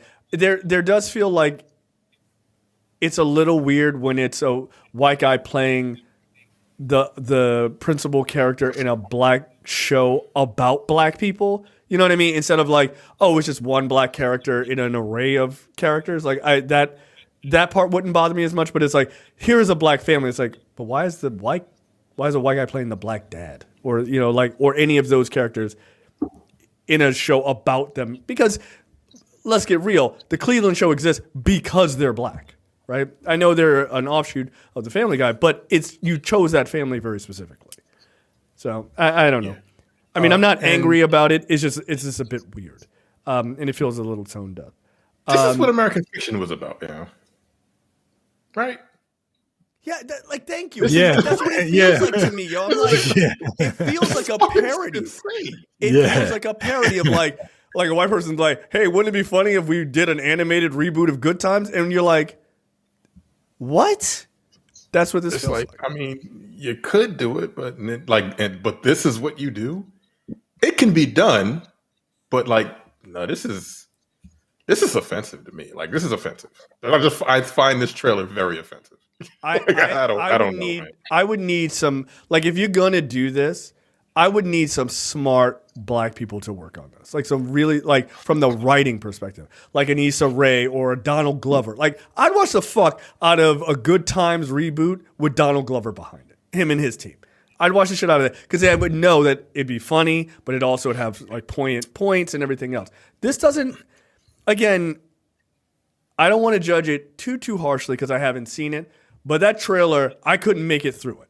Okay, and that's not just for show effect. It doesn't get any better. No, it does not. That shit started to make me mad. I can feel my blood pressure rising. Here's a quote. Here's a comment. Good Times took important political issues of the day and integrated it into a family-friendly comedy. It was funny, yes, but also deep and thought-provoking. I don't know what this bullcrap is, but it is not Good Times. It doesn't even deserve to be mentioned in the same breath. Yeah, man, this is not. This is not it. And when does this come out? Isn't it already out? I don't know when it comes out. Next month. This could have been named anything else. Yeah. But not Good Times. It may have gotten a pass if it was called something else. It's still offensive. But it may have gotten a pass if it wasn't named Good Times, and it's actively fucking an offshoot of the original Good Times. So yeah, go fuck yourself. Go fuck yourself. You said that before you were watching the trailer. No, because I saw the animation style, and then I read about the characters. They're like, he's a drug dealing baby, and I was like, nope, I'm out. No thanks. Fuck that. He's supposed to be Michael. He's supposed to be the Michael in this. The pro black, the super pro black character. There is no Michael in this, right? There's no Michael in this. Well, isn't it it's like a JJ type character? There's the sister, and isn't he supposed to be Michael, like the young brother? I think he's supposed to be something different. I think he's supposed to be some he's supposed to be the some nigga, some breast obsessed drug dealing nigga. That's what he is. Yeah, the opposite of. I am a baby. I don't care. I can't get no more childish than this. Like what the? All right, yo. All right, again, you're right, Terrence. This is what American fiction was about. Yeah. This is an excerpt from his book, My Pathology, or Fuck. Like, right? Like, that's what this is. It's fucking offensive, man. Yeah. Look at my black skin. Look at my cold black skin. Look at your cold black skin. Yeah, no thanks. Super good. Nope. I'll watch literally anything else. Like, fuck you, Stephen Curry. Like, for real. Yeah, yo, what the fuck is your problem? Involved in this, yo? Like, come on. What the fuck is your problem, nigga? God damn. Was he the drug dealing baby? Oh man, that's crazy. Somebody's comment says Steph Curry hates poor people so this much. God damn, golly. Nah, I wouldn't have put my name on it, yo. If they came up with the pilot and they showed me, I'd be like, I'm out. I'm off this project. Like, yo, you're not. The guy that wrote for the Boondocks was a part of it to begin with. Like one of the I think one of the animators or writers for the Boondocks was a part of it in the beginning, and then he left for fucking because of creative differences. Yeah, no shit. Yeah, I bet. Yeah, he was like, absolutely not. I'm out. Fuck you. Yeah, you're not telling me this is nonsense. This is some bullshit. Wow. Let me find out who the showrunner is of this fucking movie. This goddamn Travis. Renata Shepherd. All right.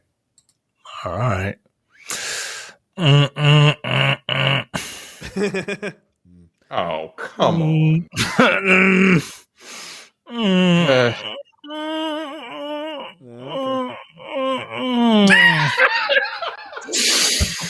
Send me a link to who this person is. All right. Next up, the trailer for HBO's, or excuse me, not HBO, but well, technically it is HBO.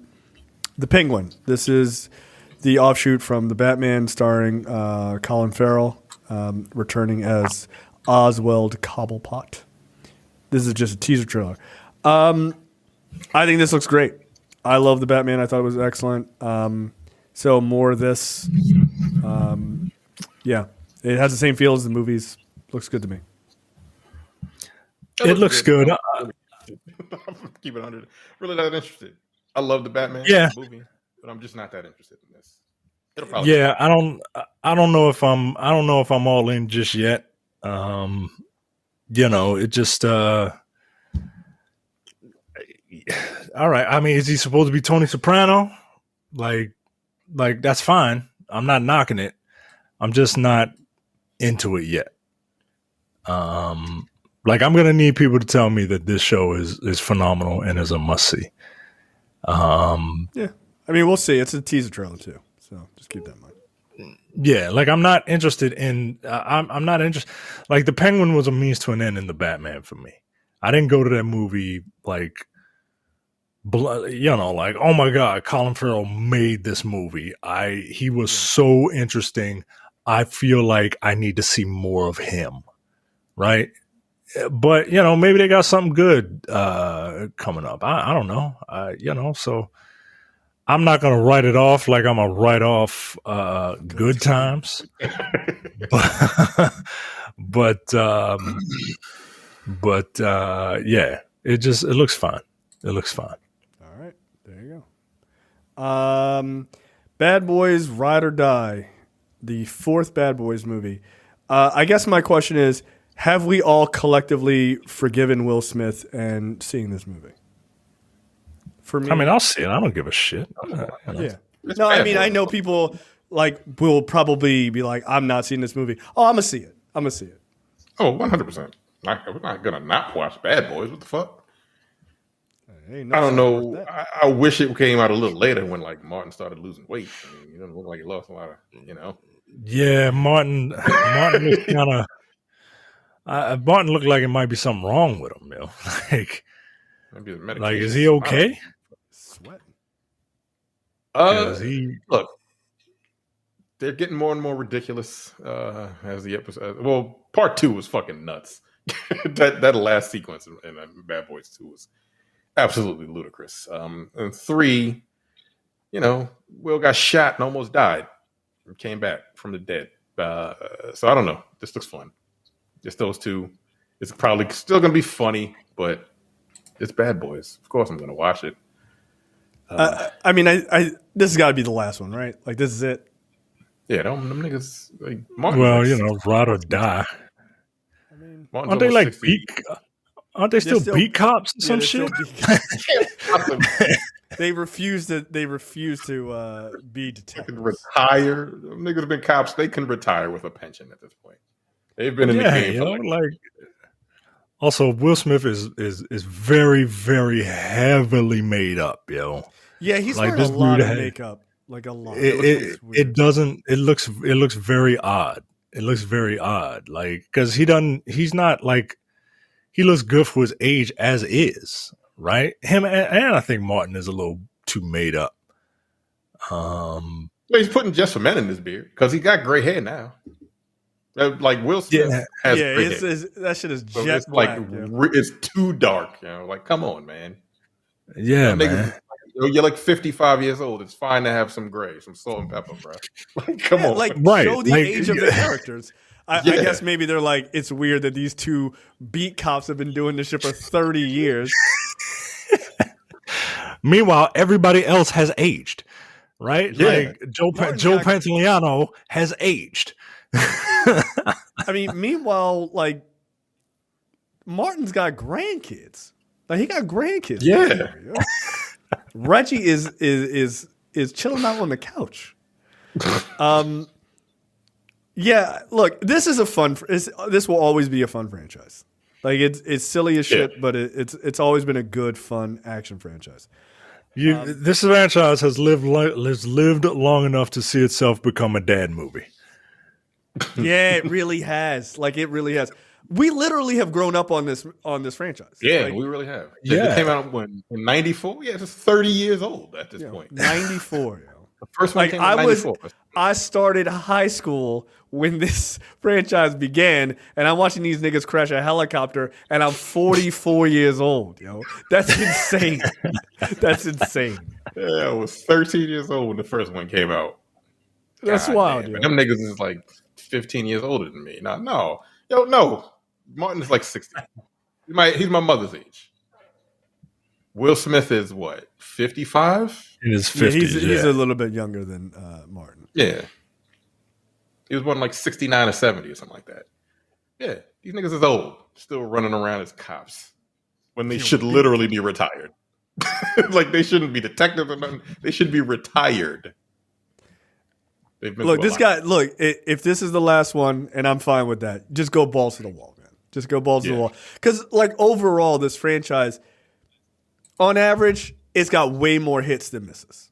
Just way more hits than misses. Yeah. And 2 isn't even that bad. Like, 2's not bad. It's just really fucking ridiculous, especially coming from 1, right? 1 was somewhat grounded. 1 was solid. 2 was just 1 was solid. I love 1. 1 is great. One holds up. Bad Boys 1 holds up. Bad Boys 2, they got rats fucking in the missionary position, like that's how they destroyed favelas and shit with Hummers, like that. Yeah, it was wild. That fucking second movie. 2000. Yeah, Michael and Bay. Then the third one, Michael Bay just lost his goddamn mind in that second movie. He just lost his fucking mind. And I like the third one, but I've only seen it once.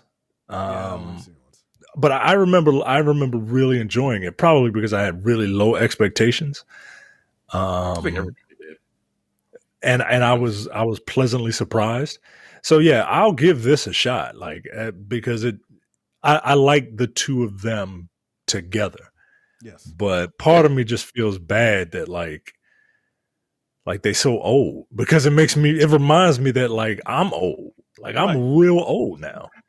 And these motherfuckers are hanging on to their glory days, right? Also, it's called Bad Boys Ride or Die. One of them got to die. It's probably Martin. Nah, yo, they're not gonna die, yo. You're not gonna kill one of the principal characters in this franchise. There's no way. I think you have to. I think this is gonna be it. I think this is the last one. And if it's not, I don't see Martin doing another one. Like you said, he's in his 60s. No, yo. I think this. I think it's next year, I think. Yeah, but I think just Ride or Die is just a statement, and I don't think they kill off Martin or Mike Lowry. Like, no way. No, they ain't killing off Mike Lowry. I think they're gonna. I think that's my bold prediction for this franchise. They're gonna kill off Martin. No way. Yeah, they're gonna kill Martin. Because you gotta, they almost killed Will last time. Right. They almost killed Will last time. And I think they will kill Martin this time. And you can continue this franchise with Will Smith and his bastard son. Because he has a bastard son from the third one. No way. There's no way. I'm telling you, yo. I'm telling you. They killed Joey Pants. I know he's not one of the bad boys, right? But like, they showed that people can die. People that you know can die. I'm thinking. I don't think Joey Pants is dead either. I'm willing to bet you $5 whole American dollars. All right.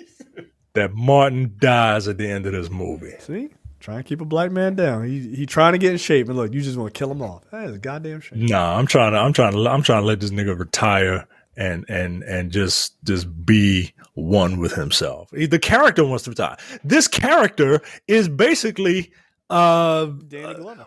One last job to, and then 12 days to retirement. This nigga has been 12 days to retirement for 40 years. So of course that's my logic, yo. Like he gonna die, yo. He gonna die, and it's gonna be sad. I'm gonna be sad because I like Martin in this, man. Nah, yo, I don't want to believe it. You don't want to believe it. That's the problem. I don't want to believe it. Nah. Look, I still stand by of any moment in this entire franchise. Still, what made the first movie so good, and it like had grounded action, and everything else. The comedy was really good. Martin was really fucking funny in that movie. Will Smith was like peak cool fucking Will Smith. Like he was the coolest nigga on the planet at that time. But there's that last scene in that movie where, and this is where like kind of the genius shooting of Michael Bay, even though he's a crazy person. That last scene where they're like, all right, like all the bullshit aside, they got to like go out to the desert or whatever, and they shoot that long shot of the Porsche like trying to make it to wherever the fuck they were going for that last shootout, and they were just like getting super serious in the car. That's one of the best scenes in the entire franchise by far. And like you need moments like that because it was like, haha, everything is funny and goofy and everything, and then it just suddenly got really super serious before they had the last fight. Like that's the kind of shit this movie needs. I didn't like the voodoo priestess or whatever type bullshit in the third movie. I didn't like any of that storyline. It was dumb. Shit was just dumb. It was really dumb. But his son kicking the shit out of him, I enjoyed that. That was kind of fun. But no, I refuse to believe it. No. Look, I get it. It reminds you of your own mortality, right? Nah, like, go fuck yourself. Look. They best friends. They best friends. They work together. Like we're working together right now. I'm tall and handsome and cool. You're short and squat and a family man. You just want to retire. The two of us knock the fuck off. Knock that shit the fuck off. No, absolutely not. I was all with you through the emotional part, and then see, you got to turn it around and be an asshole. Like, nah, yo, no, knock it off. See? All right, man. Enough of this. All right, we will see you guys next week for another episode. See ya. Take it easy. Piece of shit.